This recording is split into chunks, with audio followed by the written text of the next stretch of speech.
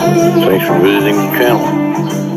Don't forget to like and subscribe and click the bell icon to be notified of future videos.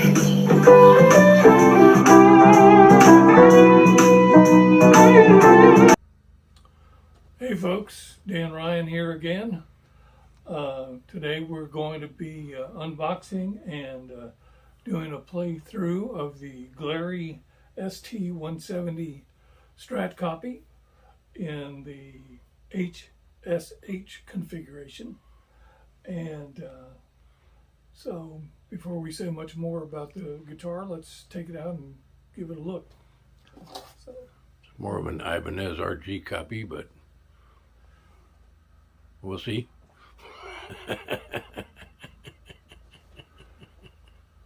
Yeah, said the voice from above.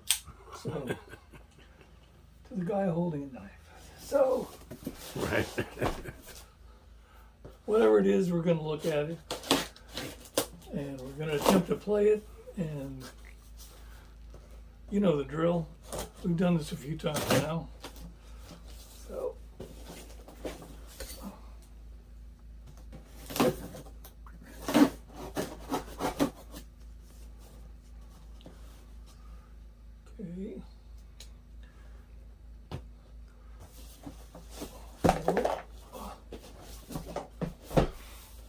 Sounds like a pick's rattling around there. I was going to say, I heard a pick. And this guitar comes with a,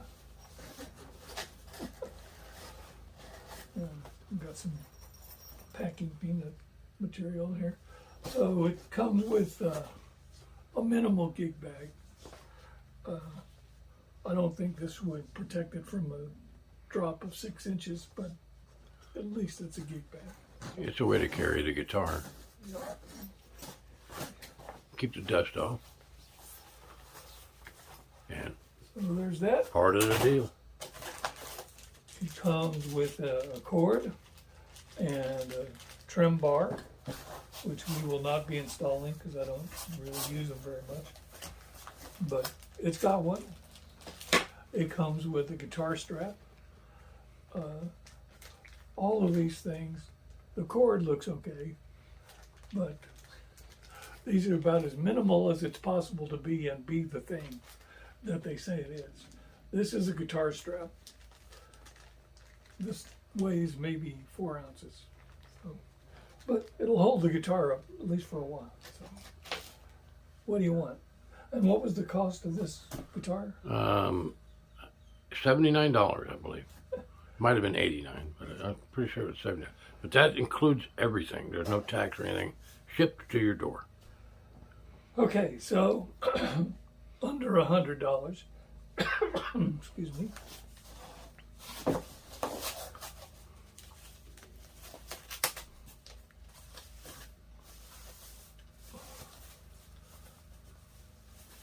And here's our favorite foam bag that sticks to everything, absolutely everything.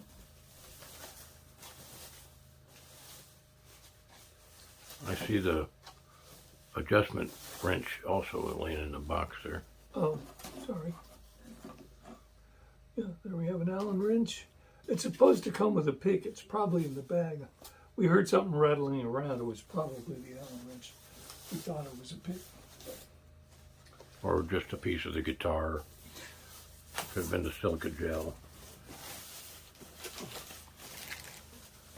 It's in the bag. You bring a pick with you, or did you need this pick? No, I have some picks.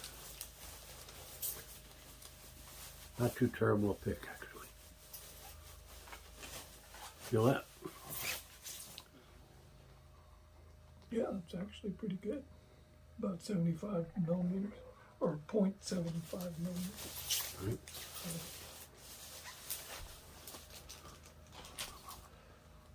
Okay, well now I know why Leo said it's more like an Ibanez, because Because it's more like an Ibanez.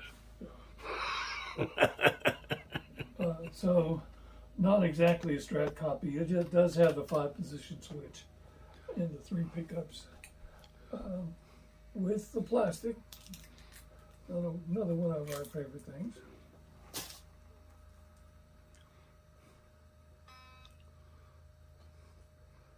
Is it as lightweight as Glarry's usually are? Yeah, pretty much. Doesn't weigh much at all.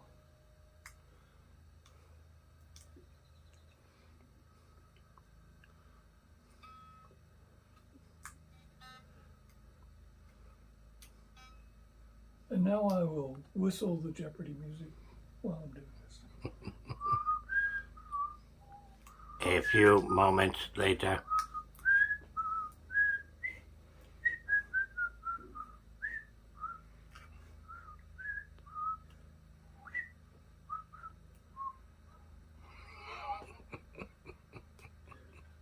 The worst part is I've made almost no progress because I was concentrating on whistling.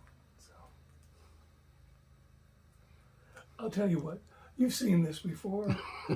You don't really need to watch it again. So we're going to stop now, and I'm going to do this, and we're going to tune up the guitar, and then we'll come back and do a little playthrough, and, check the pickups and everything, and then we'll play a little tune for you. How's that? Alrighty? So, Leo Ryan, and we'll be back in a minute. Thanks. Hey folks, we generally do the tuning and stuff off camera, because it's generally a pretty simple process. For this particular guitar, it's not simple at all so far. Started tuning it up, we got the E string pretty close. Started to get the B string close, and now the B string is, we gained about 4 inches of string somehow. So it's just, hopefully the next 4 will not do the same thing, but I'm going to try to get this guitar to tune up, but to tell you the truth, I'm not exactly sure how you got that much extra material in the length of the string, because as far as I can tell, it came through the bridge. So it must have been hung up on something that was not quite all the way through the bridge when they shipped it. And anyway, we'll be back in a minute, but I just wanted you to see that sometimes things don't go as well as you would like. At least I'm not having to change the string out so far. We'll see what happens. But right now it looks like we're going to be able to tune it up, but it's going to take a while. So we'll be back in a minute. Thanks. Well, Dan discovered something. There was a reason why he's been having trouble tuning it, because the D string jumped over into the nut with the high E string. So actually, it's the B string. The B string, I'm sorry, and so that would prevent it from tuning up well. We'll get back to you here in a minute. Okay, folks, we're back. Today we're looking at the Glarry ST-170. Supposed to be kind of a Strat copy, but as Leo mentioned, it's closer to being an Ibanez copy. Believe me, so far, I'd much rather have an Ibanez than this guitar. The problems with the tuning up, it wasn't really a big deal, but you would think anybody that's selling a guitar would at least want to make sure that it works, that it tunes up, before they let somebody pay them for it and send it out. This guitar it's kind of an abortion, to tell you the truth. The neck is like a log. I don't know if I've ever played a kind of chunkier feeling neck than this one. Not very comfortable at all. It's about a 1/4 inch too deep, and it just really makes it difficult to fret things. But and Dan's got really long fingers. Yeah, so generally he can wrap them around the neck twice. So Anyway, we're just going to run through the pickups. This is the neck pickup, which is a humbucker.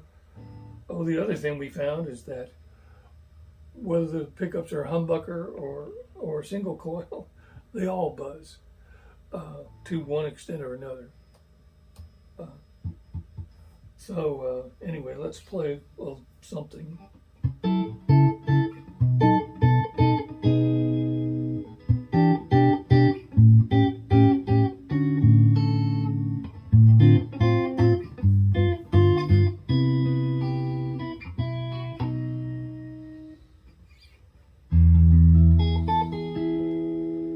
So that's a neck pickup.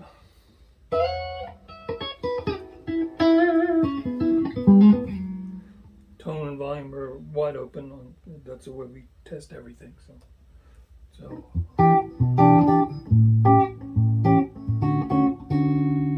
that's kind of weird because this is the neck and the middle pickup, and this actually sounds somewhat darker than the neck pickup. I got a message. Sorry about that.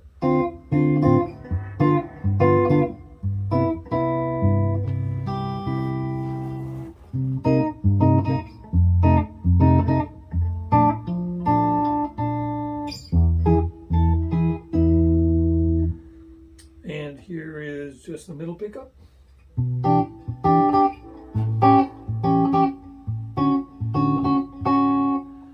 Not really hearing a big difference between the pickups, and humbucker in this position should sound quite a bit different than a single coil in this position, but they sound very similar.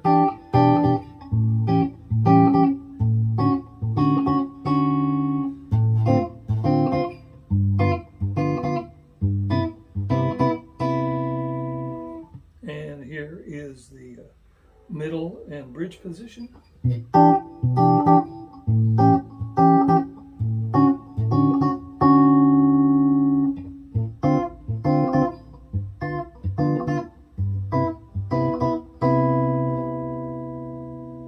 Again, pretty dark sounding, and not a great deal of variation between the pickups that I can hear. And now we're on the bridge pickup.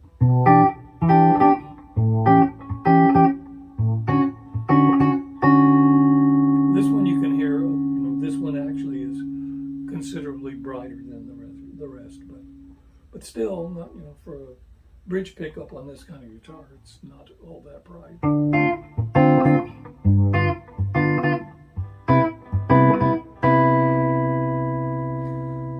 So let's see, it's got a plastic nut.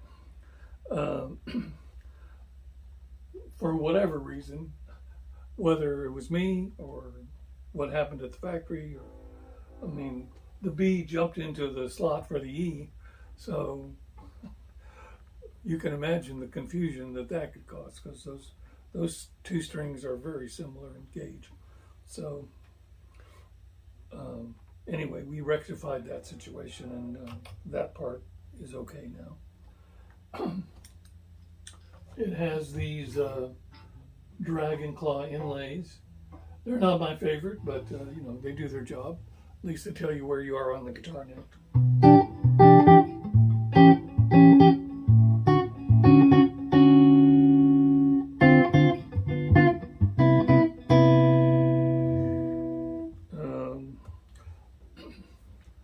It's got a bolt-on neck. It's got various chambers. This is for the bridge and the trim, and this is probably just for the electronics. As far as I know, there are no batteries or anything for this guitar. So,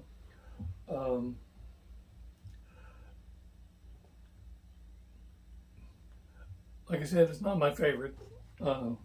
It's playable, and we're going to see what we can get out of it here in a minute.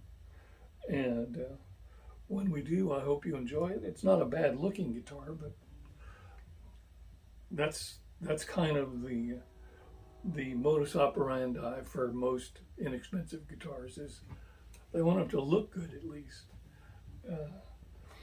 As the Billy Crystal character on Saturday Night Live used to say, it's much more important that you look good than that you feel good. But when you're trying to play something, that's not really the case. You know, if I'm playing in the dark, I don't know how it looks, but I do know how it sounds. So we're going to just retune, make sure we're in tuning, and we're going to play a little track here in a minute, and we'll be right back. Thanks a lot.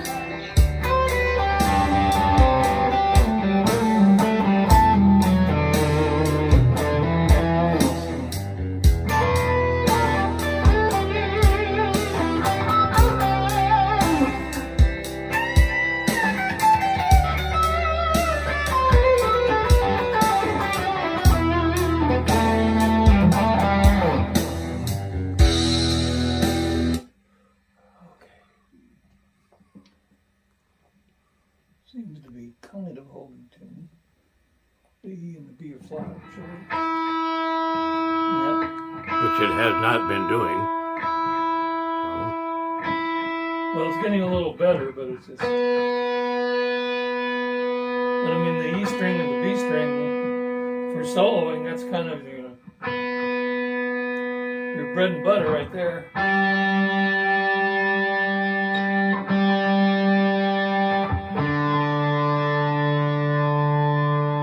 How many times have you tuned up? Maybe 10? About 6 at least. Well, this go round.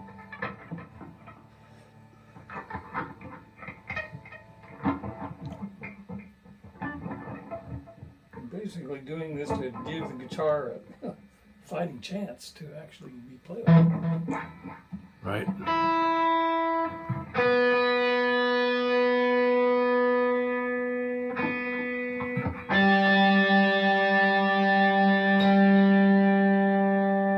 Well, I guess some guitar had to be the worst guitar we ever had on the channel. Well, I thought it was the Donner until now. The Donner Strat The first one we ever reviewed with the really sharp fret ends. yeah. How are those, by the way? These are all right.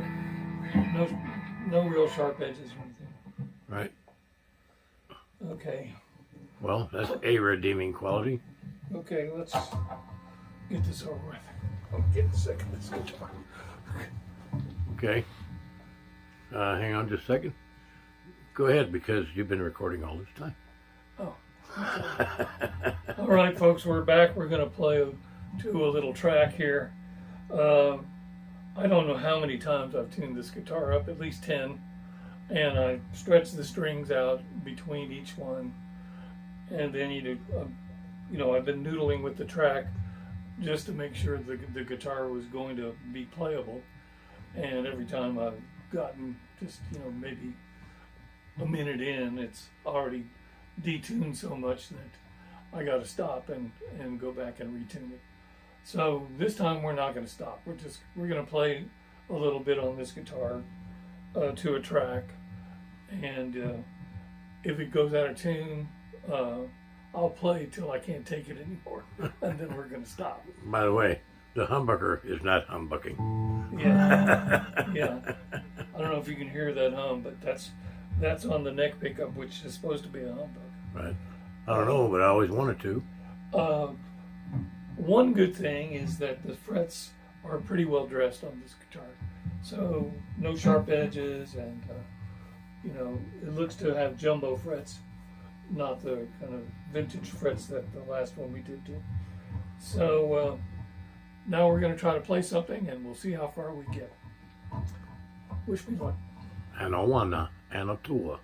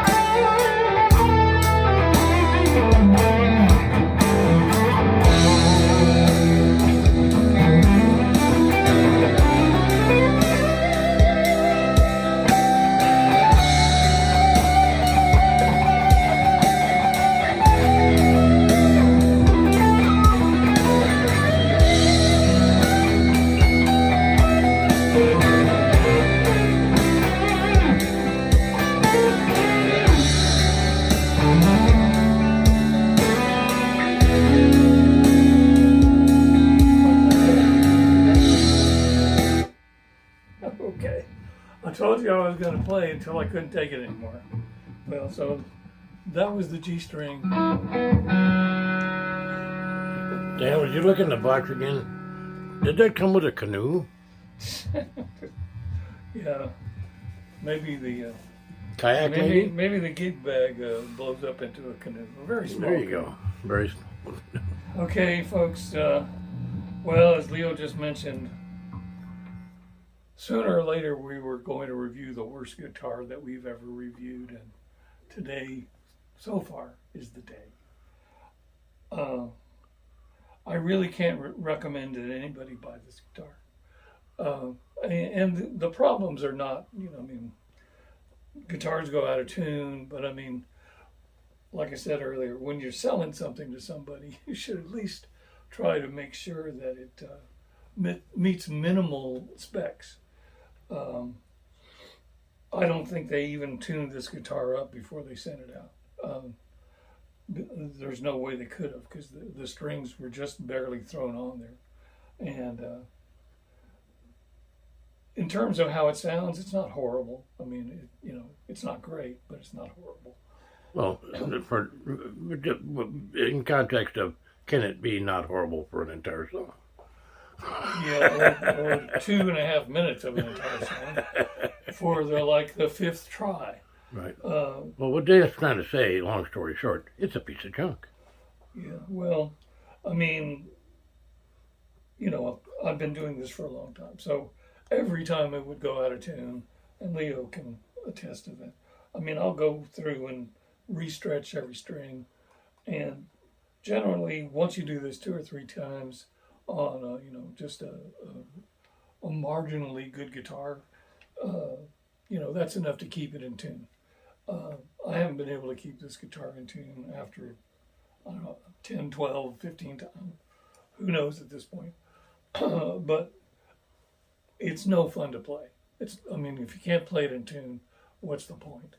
And so maybe if we come back to this guitar in a couple of weeks or a month or something, it's stretched out. Maybe it'll be a little bit better. But as of today, it sucks.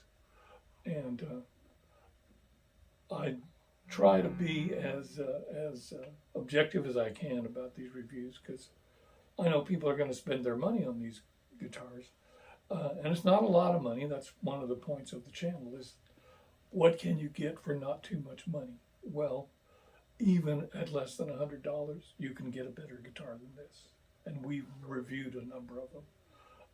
The Harley Benton Highway 95 25 BKS. That was a $91 guitar.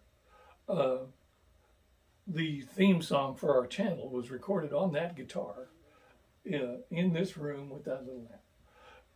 So you can get a guitar that's playable and usable, and but this one ain't it.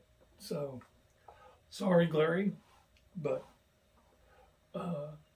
here's your chance to do better next time. So I'm Dan Ryan. That's Leo Ryan running the camera. We would like for you to like and subscribe and click the bell icon to be notified of our future videos. If you look back in our catalog of videos, you'll see that we've reviewed a lot of inexpensive guitars.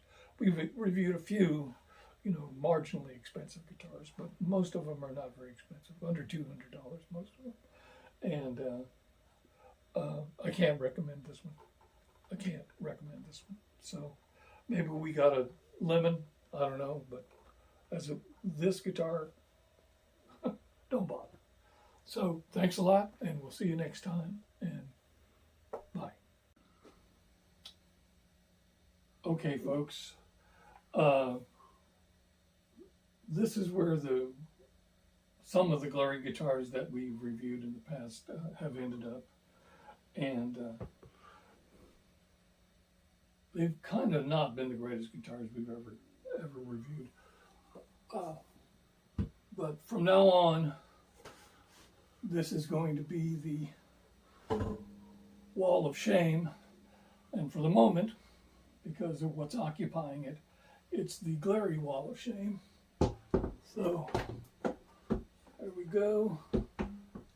That was a little longer than the acoustic that it's replacing. So there you go, folks, the Glarry wall of shame. Hopefully we won't have to put new stuff on here too often, but today, there you go. Thanks a lot.